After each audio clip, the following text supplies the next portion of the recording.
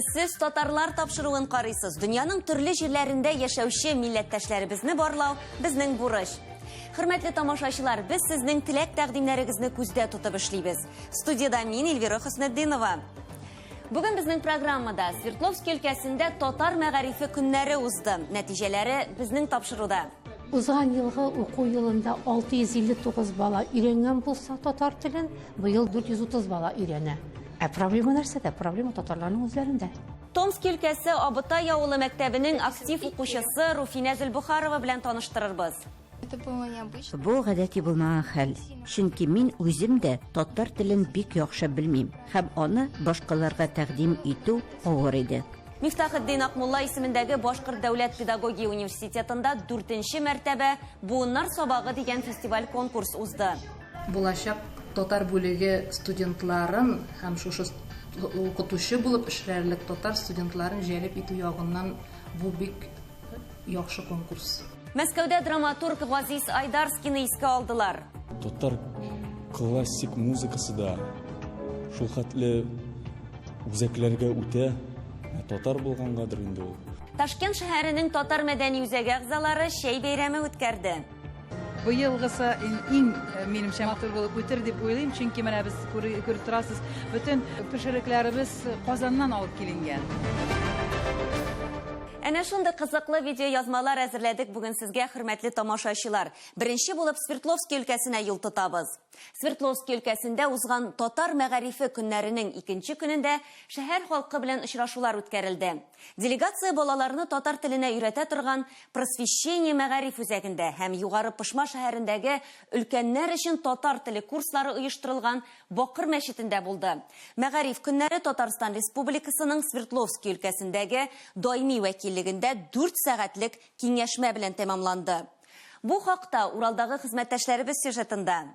Татар мәгърифәте көннәре кысаларында Татарстан Республикасының Свердловск өлкәсендәге даими вәкиллегендә киңәшмә узды. Биредә директорлар, укытучылар, җәмәгать эшлеклеләре һәм Төбәк мәгарифе институтының белгечләре җыелды. Очрашуга территорияләрендә татар этно-мәдәни компонентлы мәктәпләре булган муниципаль бүлек хакимият вәкилләре дә чакырылы иде. Чараның һәр катнашучысы татар телен укытуда кризис очракларын чишү юлларында тәҗрибә белән уртаклашты. Бүген Свердловск өлкәсендә моның өчен бөтен мөмкинлекләр дә бар. Әмма кайбер ата-аналар арасында балаларына туган татар телен укытуга ризалык бирүдә кыенлыклар туа. Безнең өлкәбездә татар телен өйрәнү өчен бөтен шартлар да бар. Безнең бит инде хәзер элеккеге 19 мәктәптән 15 мәктәп калган. Һәм инде узган елгы уку елында 659 бала өйрәнгән булса татар телен, быел 430 бала өйрәнә. Беләсезме, бу аска төшү дигән сүз. Проблема нәрсәдә? Проблема татарларның үзләрендә. Ни өчен безнең әти-әниләр туган тел итеп татар телен сайламыйлар? Иң күп эшне әлбәттә безнең мәктәп җитәкчесе тора. Мәктәп җитәкчесе ул авторитет. Ул әти-әниләр янында әгәр дә үзенең аңлата белә икән теленең әдәбиятны укыту буенча, әлбәттә инде ул безнең укытылачак. Бүген Свердловск укытучылары Татарстан Республикасы ягыннан зур игътибар һәм ярдәм тоеп яши. Җирле мәктәп укучылары Казанга олимпиадаларга һәм телне өйрәнү буенча җәйге лагерьларга йөри. Укытучылар өчен педагогик осталык буенча профессиональ бәйгеләр, семинарлар, конференцияләр, методик вебинарлар үткәрелә. Мәктәпләргә күрсәтмә материаллар, матур әдәбият китаплары һәм дәреслекләр даими килеп тора. Татар теле дәреслекләрне безгә представительство Татарстан аша алабыз. Дәреслекләр җиткелек, бик матур дәреслекләр. Без аңа бик шатбыз. Алла бирсә, балаларыбыз укырга язсын, татар телләрен онытмасыннар. Нәрсә диләр? Теле барның, иле бар диләр. Татарстаннан читтә яшәүче татарларга булышлык йөзеннән республиканың фән һәм мәгариф министрлыгы кардәш мәктәпләр сәясәтен алып бара. Свердловск өлкәсендә узган татар мәгърифәте көннәрендә Казан шәһәренең 17нче татар гимназиясе җитәкчеләре, Әртә шәһәр бүлгесенең Әҗегул мәктәбе һәм Түбән Серга районының Наследие мирас мәгариф үзәге, шулай ук Чаллы шәһәренең 4нче мәктәбе һәм Свердловск өлкәсенең Красноуфим районы Сүзге авылы мәктәбе белән хезмәттәшлек буенча килешүләргә кул куелды. Киңәшмәнең зур өлеше милли мәгариф өлкәсендә күрсәткән хезмәтләре өчен иң яхшы укытучыларны бүләкләүгә багышланды. Алар хакта җылы рәхмәт сүзләре һәм сокланулар яңгырады. Мөгаллимнәр сүзләренчә, мондый зурлау алар өчен көтелмәгән хәл, әмма алдагы эштә көч бирә торган сөенечле вакыйга.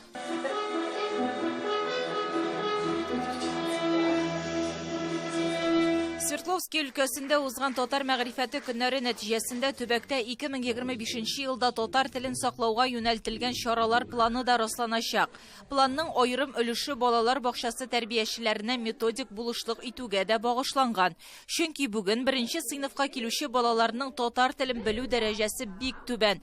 Шулай ук киңәшмәдә Свердловскийның төбәк мәгърифе институты тарафыннан укытучыларга заманча технологияләрне үзләштерүдә ярдәм итү хакында фикер яңгырады. Планшет һәм телефон укыту процессына комачау итүче дошманнан киресенчә тел белән кызыксындыручы дуска әверелергә тиеш. Туган татар телен роликлар һәм мультфильмнар аша өйрәнү балаларның кызыксынуын арттырачак.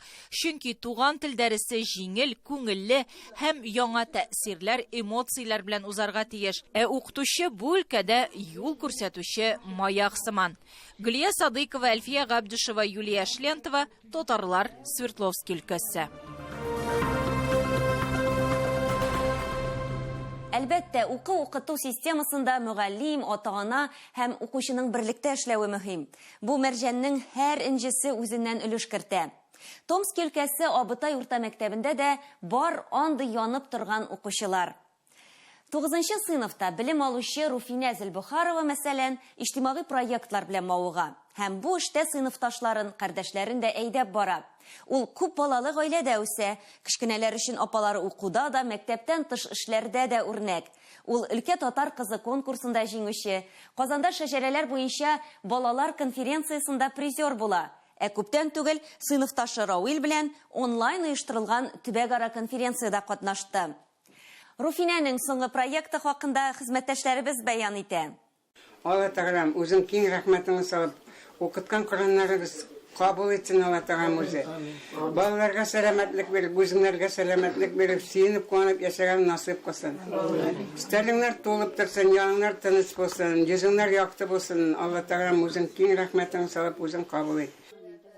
2 ел элек без бу кыз турында сөйләгән идек инде. Ул үзенең 14 яшенә бүләк итеп Кораннаш үткәрергә сораган иде әтиәнисеннән. 2 ел дәврендә аның тормышында бик зур җитди үзгәрешләр бар. Бар нәрсәне дә яхшы итеп эшләргә өйрәнгән Руфина, татар теле буенча белеме җитмәвен аңлап, татар теле дәресләрен үзе үткәреп карарга булган. Бүгенге көндә туган телне белергә теләүчеләргә мәгариф базарында инде үзен таныткан, өйрәтеп кебек алымнар да, шулай ук балалар тарафыннан үз иткән Шаян ТВда барган күңелле дәресләр дә, заманча коммуникация чаралары ярдәмгә килә.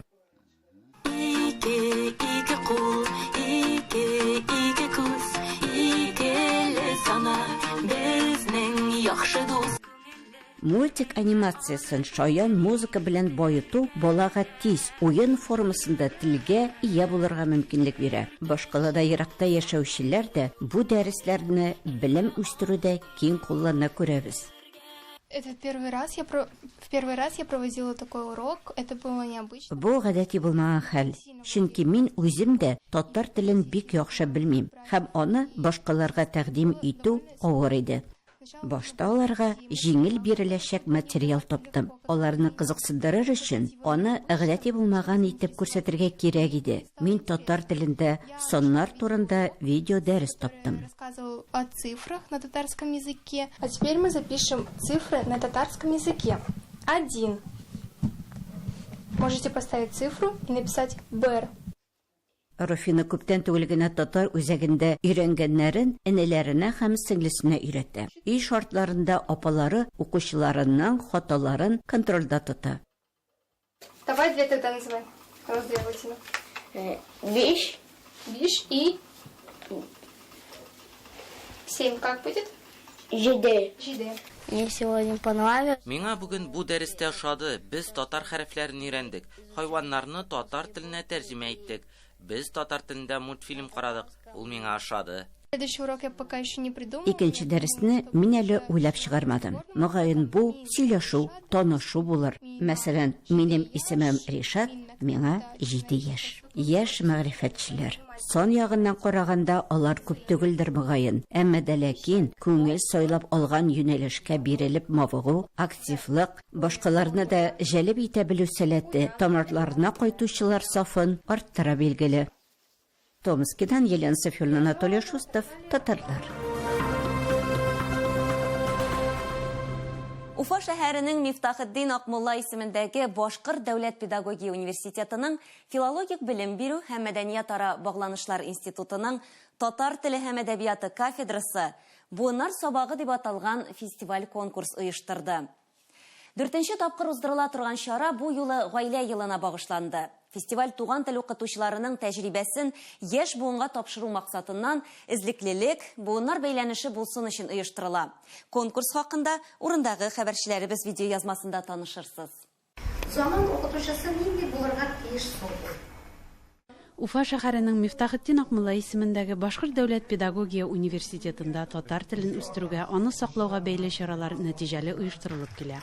Буыннар сабагы фестиваль конкурсы да татар телендә өзлексез белем бирү системасын үстерүне максат итеп куйды. Бу бәйге 2 елга бер тапкыр үткәрелә һәм анда устаз укытучы, шушы устаз укытучының мәктәптә актив фәнни эзләнү, тикшеренү эшчәнлеге алып барган укучысы һәм татар бүлегендә укыган студенты катнаша. Быел фестивальдә Туймазы шәһәренең 1нче гомум белем бирү интернат мәктәбе, Дүртөйле районы Иванай авылы урта мәктәбе, Илеш районының Иске Күктау һәм Кадер авылы урта мәктәпләре командалар катнашты. Бу чарада без 1нче тапкыр катнашабыз. Шундый мәртәбәле бәйгегә чакыруларына без бик шатландык һәм үзебезчә әзерләнеп инде шушы бәйгедә үзебезне күрсәтергә дип килдек. Biz özümüz инде шигырьләрне үзебез уйлап яздык, үзебезнең Илеш турында, үзебез турында. Минем әнием Гөлзифа Нагимян кызы башлангыч сыйныф укытучысы. Һәм инде мин аның һөнәрен дәвам итеп, шушы университетка укырга килермен дип уйлыйм. Фестиваль-конкурс педагогик традицияларның күчемлелеген дәлилләүче иң яхшы укытучыларның инновацион тәҗрибәсен буыннан буынга тапшыруның үрнәге. Туган телләрне, милли гореф-гадәтләрне өйрәнүгә этәрүче, укытучы һөнәренең бәһасен күтәрүче чарада ул. Буыннар сабагы фестиваль конкурсы ул булачак татар бүлеге студентларын һәм шушы укытучы булып эшләрлек татар студентларын җәлеп итү ягыннан бу бик яхшы конкурс. Катнашучыларның елдан-ел саны да арта. Аларның географиясы да киңәя, чынлап та ел сайын диярлек инде төрле районнарны ул үз иченә ала. Буыннар сабагы республика бәйгесендә Туймазы шәһәренең 1нче санлы интернат мәктәбеннән укытучы Зинфира Нурисламова җитәкләгән команда гран-прига лаек булды. Команда әгъзасы Гүзәл Галинага Сәхип Җамал татар хатын-кызлар оешмасының махсус бүләге тапшырылды.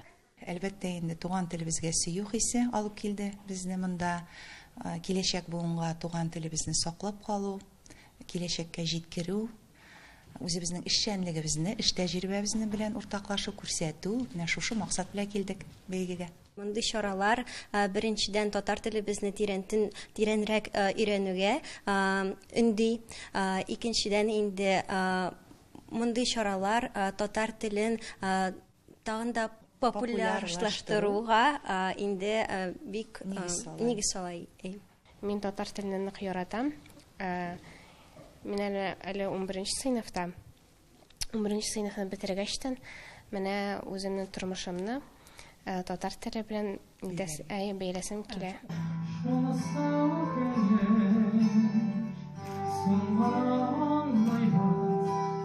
Шунсы игътибарга лаек. Фестиваль конкурста катнашкан мәктәп укучылары Мифтахетдин Акмулла исемендәге университетка укырга керә һәм үзенең киләчәк язмышын педагогик эшчәнлек белән бәйли. Башкортстанның Уфа шәһәреннән Илфира Нигъмәтуллина, Рузил Имамов, Татарлар. Сез татарлар тапшыруын карыйсыз чыгарылышыбызның 2нче өлешендә. Мәскәүдә драматург Газиз Айдарскийны искә алдылар. Татар классик музыкасы да шул хәтле үзәкләргә үтә, татар булгангадыр инде ул.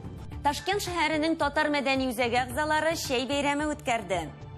Быелгысы иң минемчә матур булып үтер дип уйлыйм, чөнки менә без күреп торасыз, бөтен пешерекләребез Казаннан алып киленгән. Мәскәүдә драматург Газиз Айдарскийны искә алдылар. Чараның Асадуллаев йортында узуы юкка түгел. Нәкъ менә шушы диварларда танылган драматург моннан бер гасыр элек беренче театр труппасы оештыра. Аның спектакльләрен тамаша кылучылар арасында Муса Жәлил, Шамил Усманов, Бакый Урманчы кебек милләтебезнең күренекле шәхесләре дә була. Безнең төшерү төркеме искә алу кичәсендә булып, Газиз Айдарский һәм Муса Жәлилнең кызлары белән аралашты. Тулырак Мәскәүдәге хезмәттәшләребез әзерләгән сюжетта.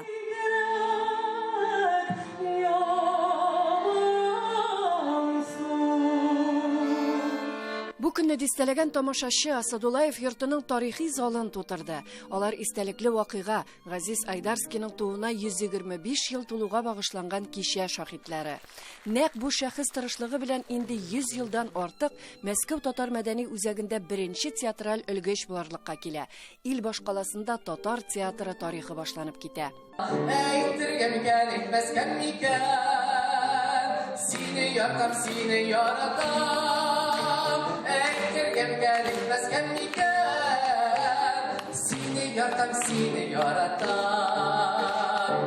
Танылган драматургның яраткан җырларын Татарстан Республикасының атказанган артистлары башкара. Сәхнәгә чыккан һәр җырчы тамашачыны үткәннәргә кайтара сыман. Нәкъ биредә 1992 елда Газиз Айдарскийның театраль труппасы үзенең тәүге спектаклен уйный. Беренче профессиональ режиссерларыннан берсе булып саналган Айдарский Мәскәү татарларын татар язучылары һәм драматургларның әсәрләре белән таныштыра. Артистлар чыгышларын зур кызыксыну белән каршы алалар. Әлеге спектакльләрнең тамашачысы танылган тарихи шәхесләр һәм милли мәдәният эшлеклеләре Муса Жәлил, Шамил Усманов, Бакый Урманчы һәм башкалар булган. Без менә шушындый чараларны күбрәк хупларга тиеш һәм анда катнашырга тиеш. Ни өчен дисәгез, чөнки бу безнең мирасыбыз. Бу буыннан буынга килә торган мирасны без сакламасак кем саклый? Шуңа күрә мин теләр идем менә бездән соң яшьләр тагын кушылсын күбрәк.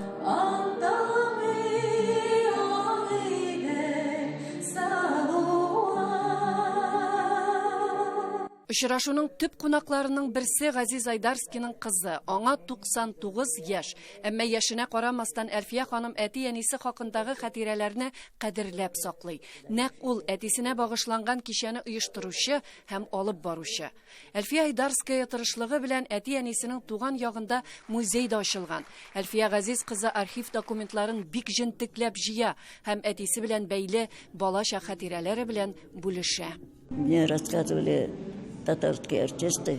Мәскәү театры артистлары миңа шулай сөйли иде. Син беренче рәттә утырып спектакльне карый идең һәм артистлар артыннан татар сүзләрен кабатлый идең.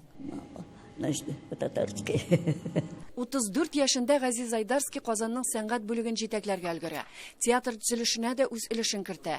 Хәзер ул бинада яшь тамашачы театры урнашкан. Айдарский үзе дә Камал театры сәхнәсендә уйнаган һәм Сония дип аталган беренче татар операсының куючы режиссеры да булган. Әлфия Айдарская оештырган шушы чаралар, алар безнең киләчәк буыннарыбыз өчен зур мирас булып тора. Чөнки Әлфия Айдарская гомер буена ул үзенең әтисен, әнисен пропагандалау өчен бик күп чаралар үткәрә. Хәзер әлеге традицияләрне сәләтле татарларның яңа буыны да саклап үстерә. Бу татар классик музыкасы да шул хәтле үзәкләргә үтә, татар булгангадыр инде ул. Шуңа менә һәр концерт кулислар ортында торганда тыңлап торасың, рәхәт инде җидегән чишмәләрне, зиләйләләрне.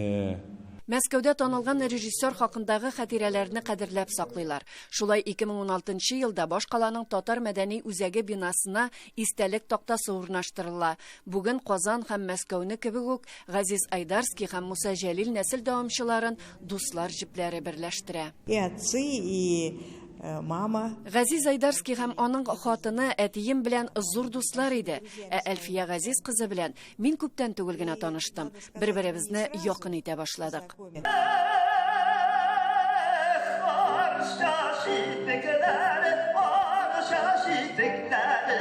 Ләйсәнә Садретдинова, Дина Газалеева, Александр Ярашов, Татарлар, Мәскәү. Татар шәйсез яши алмый диләр. Милләттәшләребез өчен шәй күптән инде эчемлек кенә түгел. Күпме халык мәкальләре, шигырьләре, әкиятләре бу эчемлеккә багышланган. Эчсәң шәй, күңелдә җәй, шундый шигырь астында Ташкент шәһәренең татар мәдәни үзәге әгъзалары шәй бәйрәме үткәрде. Милли ризыкларның төрлелеге, күңелле биюләр, яхшы кәеф, булар барысы да киләсе видеоязмада.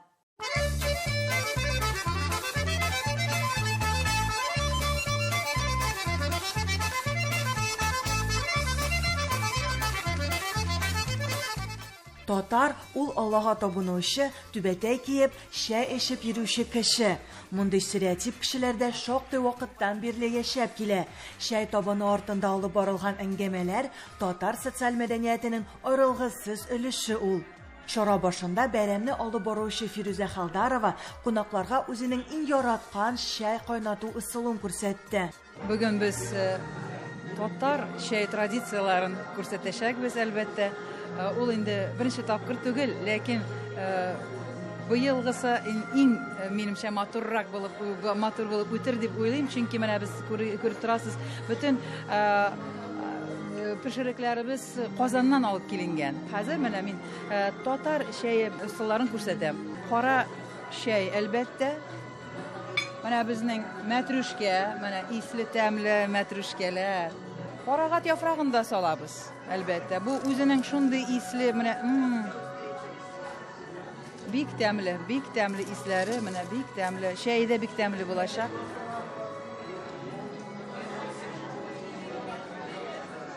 Инде менә шәшкеләребезгә салып, тәмле иттереп эчәбез. Барыгызны да шәйгә чакырабыз. Шәйләрегез тәмле булсын. Мин һәр елны менә шушындый бәйрәмнәрдә, шәй бәйрәмендә катнашып киләм. Алып баручы булып, җырчы булып катнашам. Шунда менә монда татарлар җыелалар.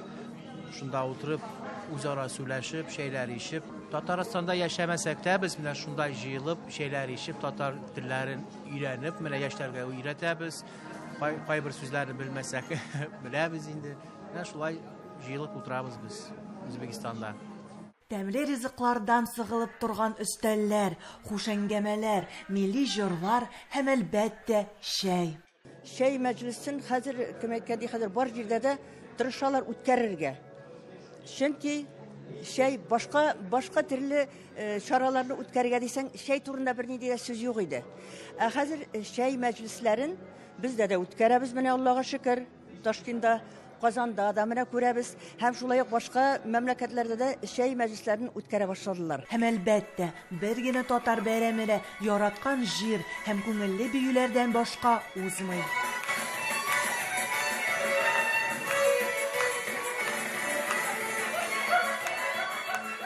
Сәрвиназ Кәримова, Мирзакир Мирсагатов, Татарлар, Ташкент. Шәй эчү, шәй табыны артында гәп кору, идәге мәшәкатьләрне уртага салып сөйләшү инде халкыбызның гореф-гадәтенә әверелде. Ул кунакчыллык билгесе, хуҗабикәнең осталыгы күрсәткече. Аралашып яшик милләттәшләр, тапшыруыбыз ахырына якынлашты. Уңышлар сезгә. Исән-имин булыгыз.